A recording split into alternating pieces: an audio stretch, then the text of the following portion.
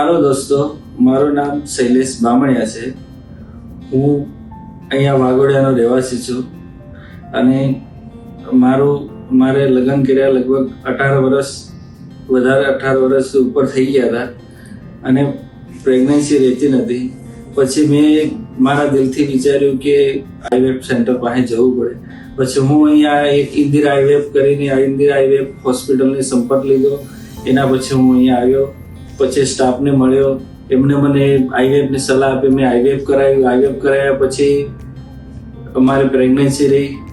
પછી મારે આ એક છોકરી છે. અને દોસ્તો, હું તમને દરેક વ્યક્તિને વિડીયો જોતા એમને દરેક વ્યક્તિને કહેવા માંગુ છું કે આઈવીએફ જો પ્રેગ્નન્સી ના રહેતી હોય તો વધારે ટાઈમ એ ના રાખવું. પછી તમારે આઈવીએફ સેન્ટરની જરૂર લેવી, આઈવીએફ સેન્ટરનું લેવું અને આઈવીએફ કરાવી લેવું.